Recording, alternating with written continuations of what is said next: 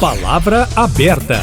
O calor extremo que toma conta de boa parte do país deve ter seu pico na segunda-feira. Lembrando que nós estamos no finalzinho do inverno, a primavera começa só no sábado. E para conversar sobre as condições climáticas, eu estou recebendo agora aqui no Palavra Aberta Digital o meteorologista do INMET, o Instituto Nacional de Meteorologia, Lisandro Gemiach. Bem-vindo, obrigada pela presença. Obrigado pela oportunidade aí de esclarecer alguns assuntos aí. Qual que é a explicação, qual que é o nome do fenômeno para o que a gente está percebendo aí nos últimos dias, Lisandro? É um bloqueio, né? Então a gente tem um bloqueio atmosférico, né? Na atmosfera tem vários sistemas meteorológicos que vão andando, digamos assim, né? Eles vão se deslocando ao longo do tempo, né? Geralmente de oeste para leste, né? E aí, eventualmente, esse transporte desses sistemas meteorológicos, ele para, que é quando ocorre um bloqueio atmosférico, né? Então, esse bloqueio atmosférico, ele é caracterizado por ficar uma massa de ar restrita em uma certa região. E aí, essa massa de ar restrita em uma certa região, ela vai adquirindo as características dessa região. E como a gente já está com o aquecimento passando mais para o hemisfério sul, né? Então, no dia da primavera, a gente tem o sol se deslocando mais para o hemisfério sul já. Então, esse aquecimento sobre o continente sul-americano, ele é constante, né? Vai aumentando. Como a massa de ar fica restrita sem ter troca com outras regiões, aí o aquecimento vai se intensificando até chegar nessa onda de calor aí que a gente está prevendo para os próximos dias. Ô Lisandro, olhando aí para os últimos anos, fazendo o apanhado, ainda está dentro do esperado, né? Essa onda de calor no finalzinho do inverno, ela tem sido comum. Sim, ainda não bateu o recorde, a gente tem que esperar a segunda-feira. No final do inverno, início da primavera, é comum ter esses picos de temperaturas altas, né?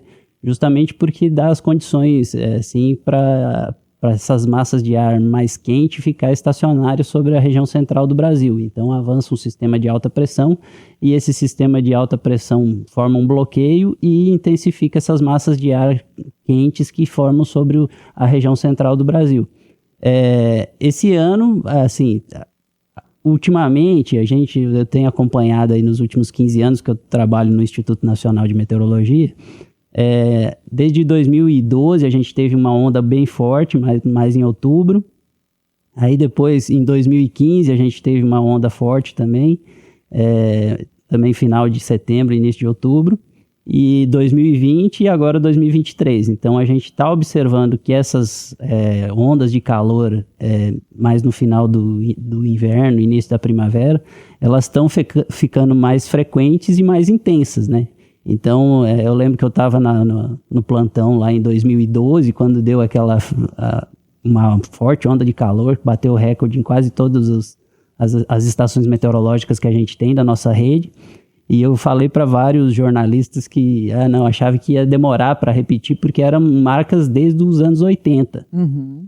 Né? E aí repetiu em 2015, depois em 2020 e agora em 2023 a gente tem aí uma forte massa de ar quente que tende a ter marcas aproximadas aí desses recordes que foram nesses últimos anos. Vamos percorrer assim as regiões do Brasil, as 5 regiões. Aqui no Sudeste é isso que a gente está vendo, né? Esse calor intenso com possibilidade de temperaturas muito acima na segunda-feira.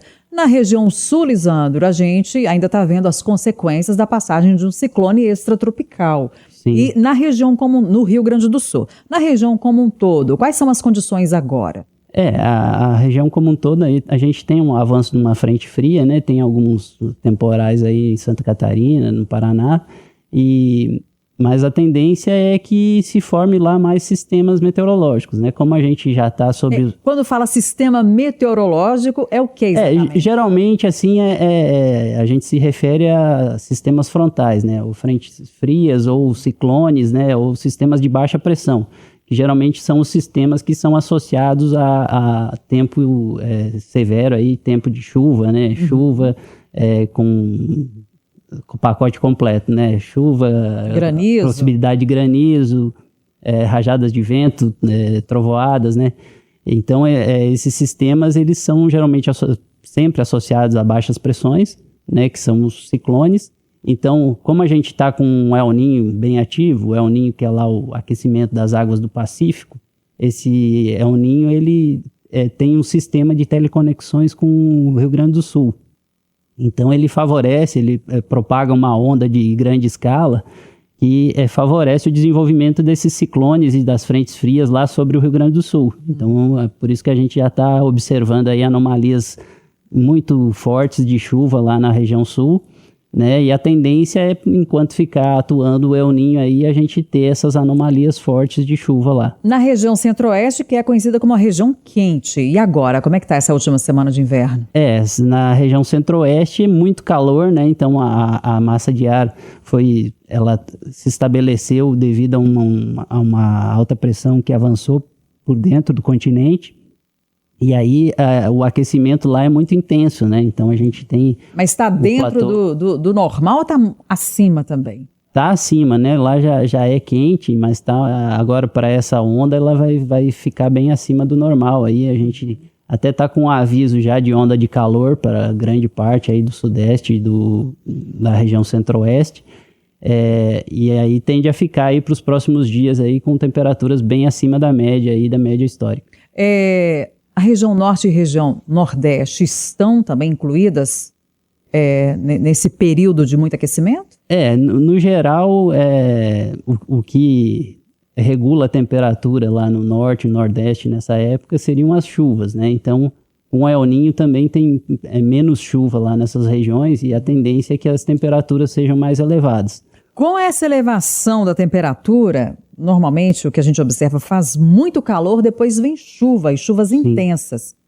A gente pode esperar isso após esse finalzinho aí de inverno com as temperaturas tão elevadas? Vem chuva por aí? Sim, a gente tem que ter, assim, acompanhar, né, as previsões do tempo e tudo, mas quase que certeza que quando vir uma frente fria que quebra esse sistema de bloqueio, que é esse bloqueio dos sistemas, né? Então ela vem e interage muito com a massa de ar quente. Então essa interação entre a massa de ar quente e uma massa de ar mais frio, ela provoca fortes regiões de instabilidade atmosférica. Então as primeiras chuvas aí após a atuação dessa massa de ar quente tendem a ser aquelas com pacote completo também, com granizo, rajadas de vento intensas e chuvas intensas. Torrenciais. E essas chuvas intensas acompanham também esse histórico que você trouxe para a gente de 2012, depois 2015, 2020 e agora 2023? Sim, elas acompanham, geralmente após essa atuação. Mas a massa de ar quente, os modelos meteorológicos que a gente tem acompanhado, ele vai ser bem duradoura e a gente vai ter o pico dela na segunda-feira, mas ela tende a atuar ainda até mais para o final da semana que vem, né? Então a gente tem que ficar acompanhando aí e prestando atenção e sempre ter, assim, a população, os ouvintes que nos ouvem aí, sempre ter essa noção do perigo, né? De procurar um local seguro em caso de ter umas trovoadas, chuvas fortes, sempre procurar um local seguro. A gente tem visto aí nos últimos anos, né, desastres em algumas regiões. Aqui no Sudeste a gente teve aquele da região serrana do Rio de Janeiro. A gente teve... Aqui no sul de Minas a gente vê também algumas ocorrências. Nos últimos anos aí a gente teve vários eventos de chuvas muito intensas, né, muito fortes, né? A gente teve em São Paulo, né? Teve no litoral de São Paulo aí. Foi esse ano. E teve na Bahia, né? Na Bahia no final do ano passado, então na estação chuvosa do ano passado. Então o período chuvoso, ele sempre requer mais atenção aí da população, que é sempre possível de a gente ser surpreendido por um fenômeno tanto de tempo como de clima bem extremo aí. Então, sempre prestar atenção nas previsões, né? Acompanhar aí os avisos da Defesa Civil, seguir as recomendações da Defesa Civil é sempre muito importante. O El Niño, que é o personagem, né, principal, central, nisso que a gente está observando. E a Laninha, quando é que ela atua e qual que é a característica? Esses fenômenos eles têm uma alternância, né? Então o Laninha ele atuou nos últimos 3 anos, né? Então a gente teve aqui, tanto é que a gente teve aqui o comportamento da estação chuvosa com chuvas mais constantes, né? Mais episódios de zacas, né? Que é uma zona de convergência do Atlântico Sul, né? Que forma chuvas mais constantes, né? E agora a gente teve a migração rápida para o El Niño. A gente não sabe muito bem ainda, a ciência não entende direito, não tem como prever quando se forma, quando se dissipa esses fenômenos lá no Pacífico. As suposições maiores são porque se forma devido à ressonância das ondas, né? Porque a gente tem lá os ventos de leste, né? Os alísios que vão acumulando as águas oceânicas mais na região oeste do Pacífico, e aí eventualmente tem essa ressonância de ondas, né? Essa é a teoria mais aceita, mas os modelos ainda não conseguem pegar bem a atuação desses fenômenos. Então a gente está esse ano com um El Niño que tudo indica que vai ser um El Niño forte. A gente não sabe se ele vai ser duradouro, né? O último fenômeno, que foi o Laninha, ele durou 3 anos, né? Então ficamos 3 anos aí sob o efeito do Laninha.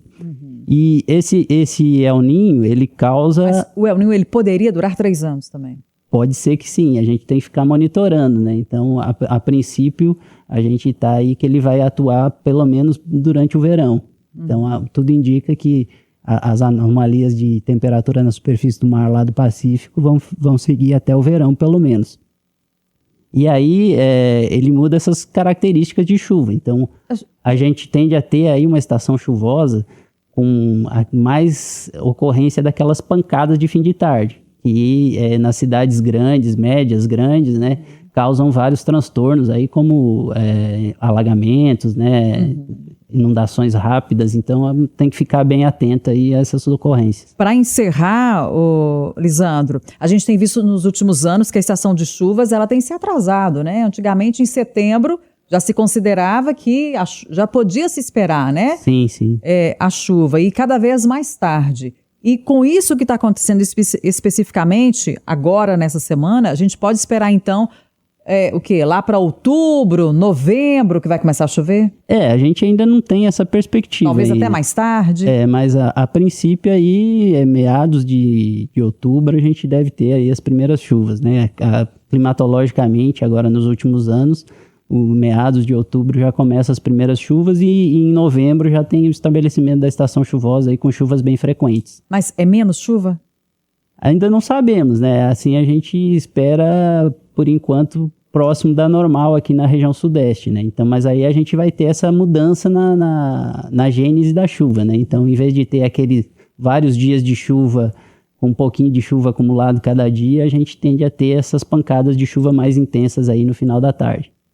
Eu conversei aqui no Palavra Aberta com Lisandro Gemiach, que é meteorologista do IMET, o Instituto Nacional de Meteorologia. Obrigada pela presença, até a próxima. Obrigado, estamos sempre à disposição lá no Instituto Nacional de Meteorologia para eventuais esclarecimentos aí e informação da população. Obrigada. Obrigado.